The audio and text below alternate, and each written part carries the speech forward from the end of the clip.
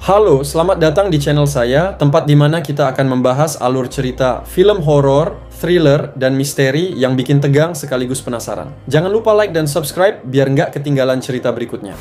Natal identik dengan keceriaan, tapi bagaimana kalau momen itu justru dipenuhi darah, teror, dan kutukan? December adalah antologi horor berisi 24 kisah pendek yang menegangkan, ibarat kalender Advent versi mimpi buruk. Film December rilis tahun 2019 digarap oleh 24 sutradara berbeda dari seluruh dunia, dengan masing-masing membawa kisah horor singkat yang menyeramkan, aneh, bahkan sadis, semuanya berlatar suasana Natal.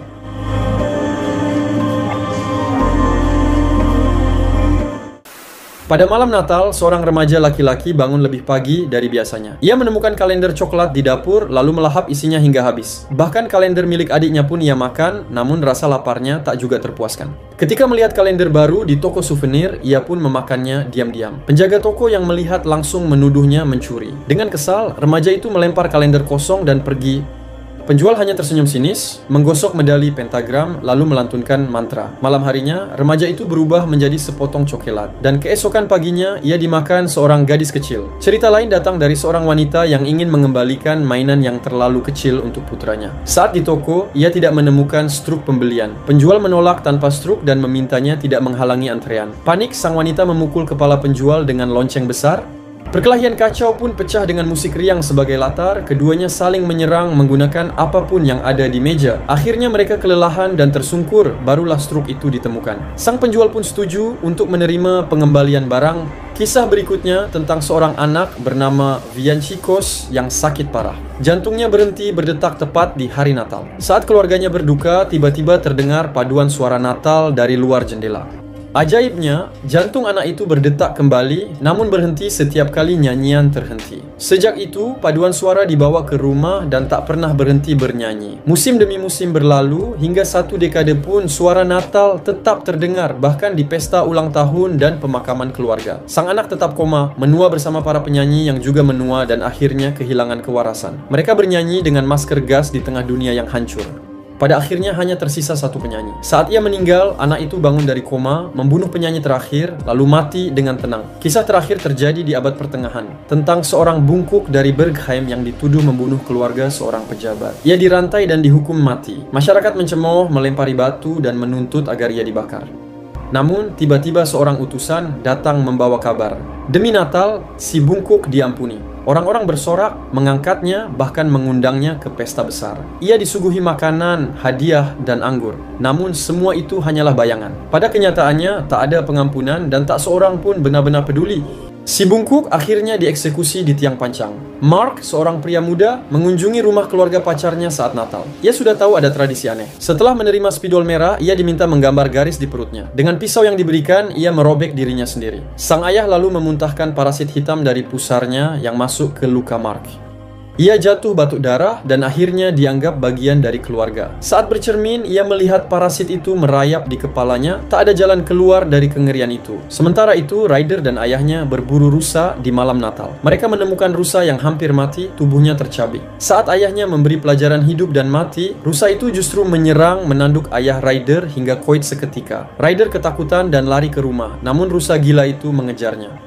Ibunya sempat mencoba melawan, tapi ia dilukai hingga tewas. Ryder pun tak sempat selamat. Rusa itu juga menghabisinya. Kisah lain terjadi pada kakak beradik yang penasaran, mencari hadiah di lemari ibu. Saat makan malam, ayah mereka memperingatkan bahwa anak nakal tidak didatangi Sinterklas melainkan Krampus, iblis bertanduk yang menculik anak-anaknya. Sang ayah lalu berdandan sebagai Krampus dengan wajah hijau tua, pisau berdarah, dan karung. Ia menggedor tangga menuju kamar anak laki-lakinya. Saat Krampus hendak mengayunkan golok, adik perempuan menusuknya berulang kali hingga tewas. Namun, keesokan paginya, sang ayah ternyata masih hidup dan keluarga berkumpul seolah tidak terjadi apa-apa. Di kotak hadiahnya, sang anak justru menemukan golok Krampus berlumuran darah.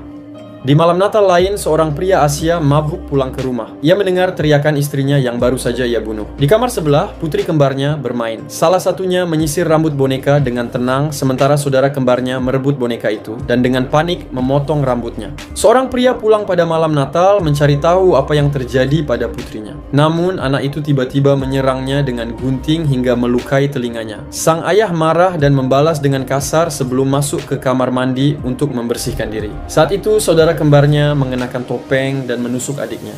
Sang ayah kemudian menyerahkan tubuh adiknya kepada si kembar yang masih hidup, menyebutnya sebagai boneka yang tak akan membantah. Gadis itu dengan polos menyisir rambut boneka tersebut merasa lebih baik jika adiknya selalu menuruti dirinya. Di tempat lain, seorang wanita bernama Eva meratapi bayinya yang baru saja dikubur. Ia berdoa agar bisa menukar hidupnya dengan sang anak. Doa itu seakan terjawab ketika seorang wanita berjubah hitam datang dan mengajaknya ke pemakaman. Dengan wajah menyeramkan, wanita itu memaksa Eva menggali makam dan mengeluarkan bayinya yang hidup kembali. Eva memeluk anak itu dengan bahagia, namun keesokan paginya ia ditemukan membeku di pemakaman. Sementara itu, wanita berjubah hitam berjalan pergi sambil membawa bayi tersebut sebuah rumah kecil di pedesaan. Seorang wanita datang berkunjung saat Natal. Ia menemukan ayahnya tampak tak bergerak di meja dengan noda merah di sekitarnya, lalu melihat keponakan-keponakannya dalam keadaan berantakan. Ketakutan, ia berlari keluar. Ternyata semua itu hanyalah lelucon keluarga dengan darah palsu. Namun, gurauan itu terlalu jauh, wanita itu tak sanggup menahan keterkejutannya dan berakhir dengan cara tragis di beranda rumah. Sementara itu, seorang anak laki-laki bernama Jack sangat menyayangi kuda mainannya. Ibunya sudah tiada dan ayahnya sering memperlakukannya dengan dingin. Sang bibi selalu menenangkannya dan menyuruhnya menulis surat pada Sinterklas. Jack meminta agar kuda mainannya diperbaiki dan ajaibnya keinginannya terkabul. Ketika ayahnya tak percaya, ia menulis lagi agar pintu kamarnya tetap terbuka dan terkabul juga. Meski begitu, ayahnya tetap marah dan tidak mempercayainya. Akhirnya, Jack menulis surat ketiga agar masalah dengan ayahnya berakhir. Malam itu, sosok misterius yang menyerupai Sinterklas datang. Ia tidak terlihat seperti gambaran klasik Santa, tapi tetap menyukai susu dan kue. Dengan caranya sendiri, ia memenuhi permintaan terakhir Jack, membawa ketenangan bagi anak itu di malam Natal. Jack akhirnya tinggal bersama bibinya. Ia tumbuh dengan rasa syukur karena percaya Santa telah menjawab doanya. Di tempat lain, seorang pria yang membenci Natal memutuskan menghabiskan malamnya sendirian di rumah sewaan di luar kota. Namun rumah itu penuh dengan dekorasi meriah yang justru membuatnya jengkel. Ia mendengar langkah pelan tetapi tidak menemukan siapapun. Saat kembali ke ruang tamu, ia melihat sebuah kotak hadiah dengan tulisan, "Jangan dibuka sebelum Natal." Rasa penasarannya mengalahkan segalanya. Setelah sempat terluka ringan saat mencoba mematikan lampu hias pohon, ia memutuskan membuka hadiah itu lebih awal. Tepat setelah ia melakukannya, bel rumah berbunyi. Sekelompok orang berseragam pesta masuk sambil menyanyikan lagu Natal. Mereka memaksanya ke kamar tidur dan mengikatnya.